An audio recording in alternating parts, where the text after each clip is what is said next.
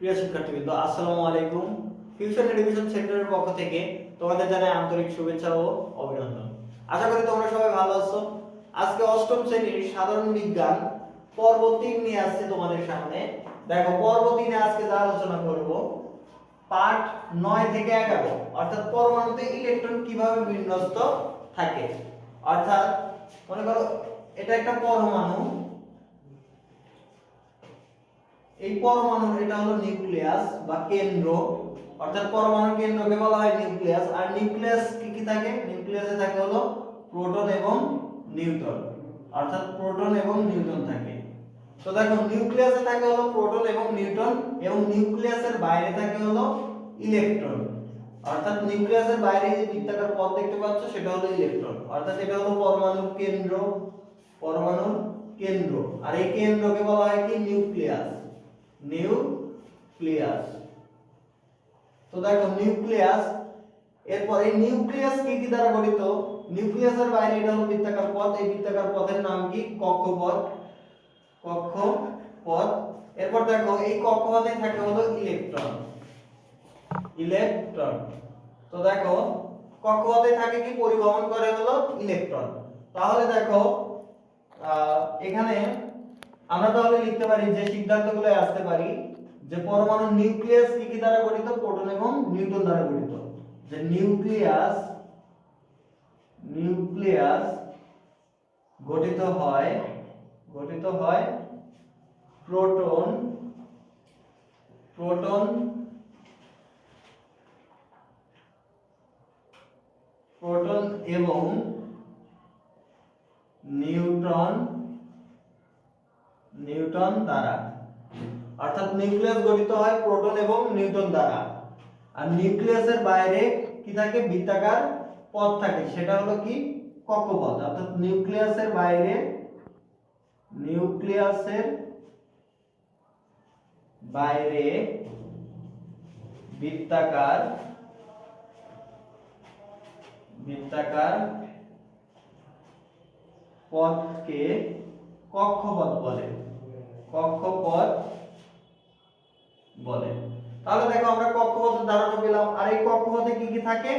কক্ষপথে থাকে হলো ইলেকট্রন, অর্থাৎ কক্ষপথে ইলেকট্রন গুলো পরিভ্রমণ করে। কক্ষপথে ইলেকট্রন, ইলেকট্রন গুলো পরিভ্রমণ করে, পরিভ্রমণ করে। অর্থাৎ নিউক্লিয়াসকে কেন্দ্র করে ঘোরে। আমরা কিন্তু এই সিদ্ধান্তগুলো বলতেই পারি যে একটি পরমাণুর গঠন সম্পর্কে যদি তোমাদের 2 মার্কের কোনো কোশ্চেন আসে যে পরমাণু বলতে কি বোঝো, ব্যাখ্যা করো, তখন তোমরা কিন্তু এগুলো যদি লিখে দাও তাহলে কিন্তু হয়ে যাবে। এই চিত্রটা আঁকায়া, যে চিত্র একটি পরমাণু, চিত্র একটি পরমাণু। তাহলে দেখো, এভাবে যদি একটু বর্ণনা করে দাও যে চিত্র একটি পরমাণু, চিত্রটা দিয়ে, যে নিউক্লিয়াস গঠিত হয় প্রোটন এবং নিউট্রন দ্বারা, নিউক্লিয়াস গঠিত হয় প্রোটন এবং নিউট্রন দ্বারা। নিউক্লিয়াসের বাইরে থাকে কি? বৃত্তাকার পথ। আর এই বৃত্তাকার পথকে কি বলে? বৃত্তাকার পথকে বলে কক্ষপথ, বৃত্তাকার পথকেই বলে কক্ষপথ। দেখো, এই কক্ষপথে ইলেকট্রন গুলো কি পরিভ্রমণ করে, অর্থাৎ নিউক্লিয়াসকে কেন্দ্র করে পরিভ্রমণ করে। তো এইভাবে যদি ব্যাখ্যা করে দাও, ইনশাআল্লাহ তোমরা 2 এ 2 পাবা। তো দেখো, আশা করি এই তোমাদের পরমাণুর ধারণাটা হয়েছে। এখন দেখো, পরমাণুর ধারণাটা যদি পেয়ে থাকো, আমাদের আরেকটা জিনিস জানতে হবে। আমি প্রথম পর্বে তোমাদের বলছিলাম যে পরমাণুর সমস্ত ভর প্রায় পরমাণুর কেন্দ্রে কেন্দ্রীভূত, এবং সেখানে কি ধনাত্মক চার্জ যুক্ত। অর্থাৎ আমি ভর সংখ্যার একটা সূত্র লিখছিলাম কিন্তু, যে ভর সংখ্যা সমান প্রোটন সংখ্যা প্লাস নিউট্রন সংখ্যা। তো দেখো, প্রোটন আর নিউট্রন সংখ্যা, তো পরমাণুর কেন্দ্রে কি কি থাকে? প্রোটন আর নিউট্রন থাকে। তাহলে আমরা বলতে পারি যে পরমাণুর মোট ভর কেন্দ্রীভূত, অর্থাৎ কেন্দ্রেই অবস্থিত। তাহলে এই প্রোটন আর নিউট্রনের যোগফলটাই হলো পরমাণুর ভর সংখ্যা। অর্থাৎ সাপোজ মনে করো যে এই পরমাণুর প্রোটন সংখ্যা হলো 11 এবং নিউট্রন সংখ্যা আছে হলো 12। অর্থাৎ প্রোটন সংখ্যা যেহেতু p, প্রোটন সংখ্যা হলো 11 আর নিউট্রন সংখ্যা হলো 12। তাহলে ভর সংখ্যা m সমান আমরা কি বলতে পারি? m সমান p প্লাস n। তাহলে দেখো m সমান আমরা বলতে পারি p এর মানটা কত 11 আর n এর মানটা কত 12। তাহলে যোগ করলে 23, অর্থাৎ এই পরমাণুটার ভর হলো 23। পরমাণুটার ভর হলো 23। এভাবে আমরা ভর সংখ্যা নির্ণয় করতে পারবো। যদি এখানে নিউটন সংখ্যা না দিয়ে ভর সংখ্যা m এর মান দিয়ে দেয়, ধরো m এর মান 23, তাহলে আমরা কিন্তু n এর মানটা নির্ণয় করতে পারবো। যে m ইকুয়াল যদি প্রশ্নবোধক দেয় যে n এর মানটা নির্ণয় করো, অর্থাৎ নিউটন সংখ্যার মানটা নির্ণয় করো, তাহলে আমরা এই সূত্র দিয়ে কিন্তু নিউটন সংখ্যার মান নির্ণয় করতে পারবো। অর্থাৎ p n সমান m। তো দেখো n এর মান বের করব, তো p টাকে ডান পাশে দিয়ে দেই, p টা প্লাস আকারে ডান পাশে গেলে কি মাইনাস, অর্থাৎ m মাইনাস p। তো দেখো m এর মান হলো 23 আর p এর মান হলো 11। তো 23 থেকে 11 বাদ দিলে কত থাকে? থাকে হলো 12। অর্থাৎ নিউটন সংখ্যা দেখো 12 নিউটন সংখ্যা হলো 12 বা 12। অর্থাৎ এভাবে কিন্তু আমরা যে কোনো মান যদি এই তিনটা রাশি যে কোনো একটা বের করতে বলে, আমরা অবশ্যই কিন্তু এই সূত্র দিয়ে বের করতে পারবো। তো দেখো এখন আমাদের যে জিনিসগুলো বুঝতে হবে যে পরমাণু, প্রোটন এবং ইলেকট্রন, স্বাভাবিক অবস্থায় একটা পরমাণুতে প্রোটন সংখ্যা আর ইলেকট্রন সংখ্যা কি থাকে? সমান থাকে।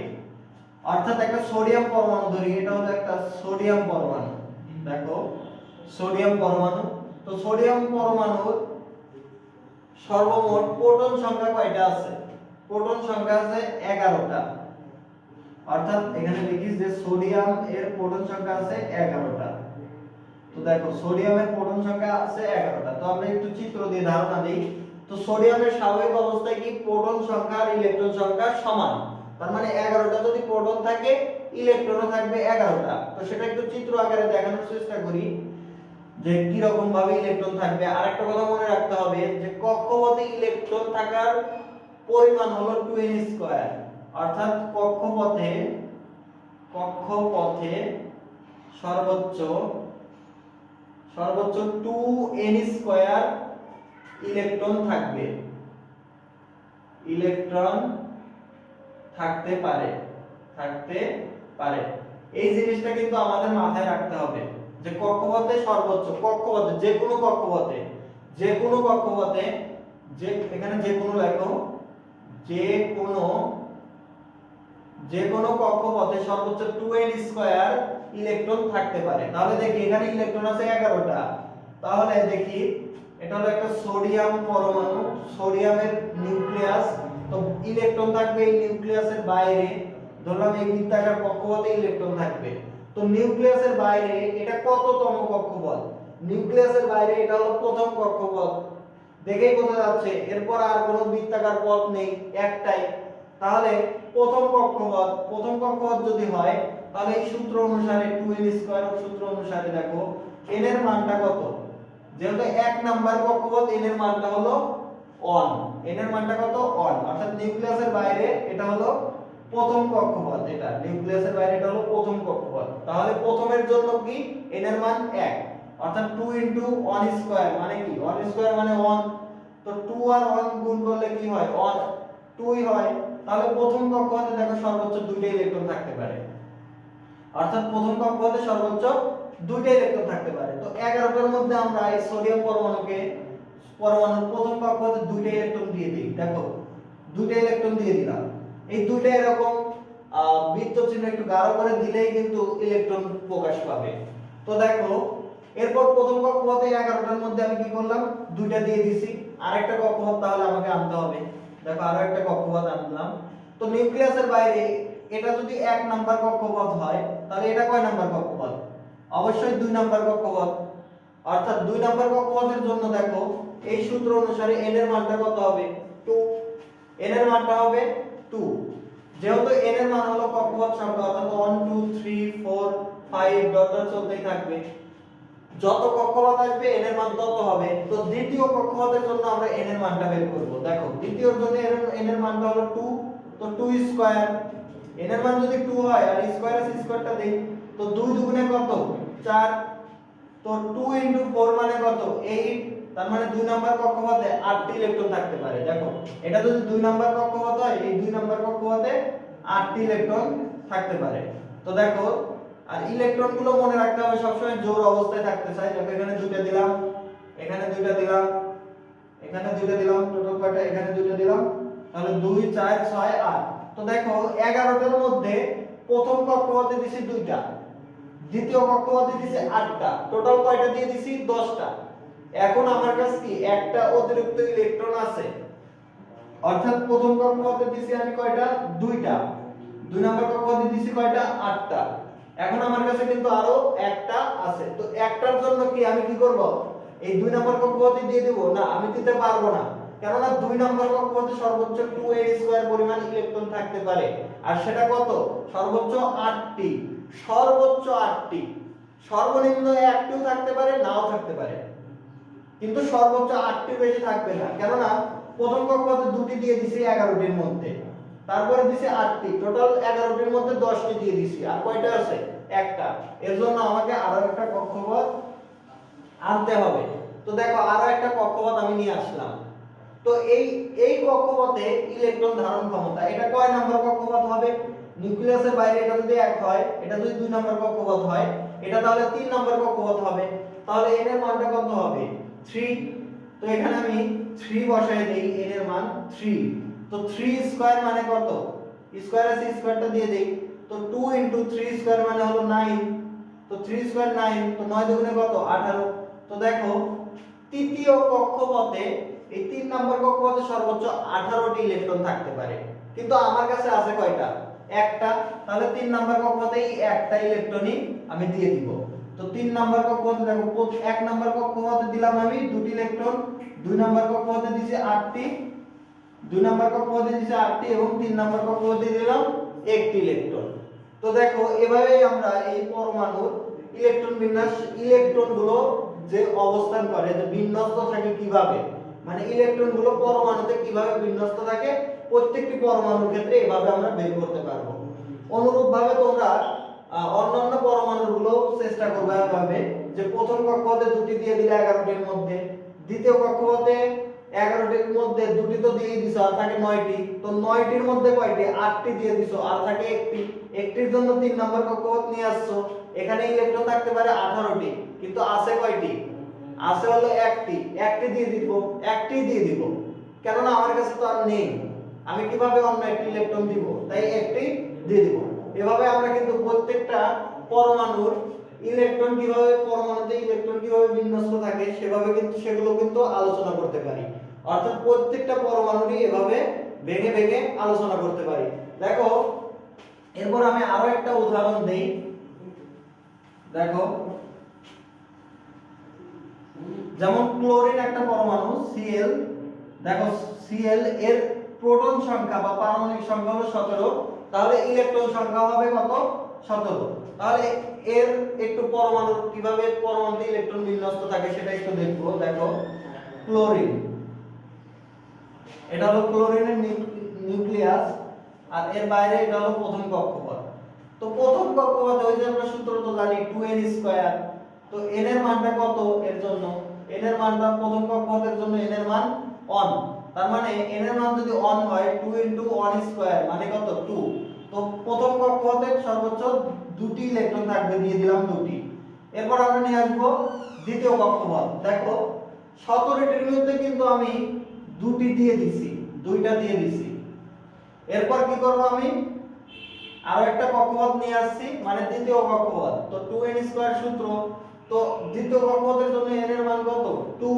তাহলে দেখো এখানে যদি আমি 2 বসাই দেই 2², তাহলে 2² মানে 4, অর্থাৎ 2 4 মানে কত 8।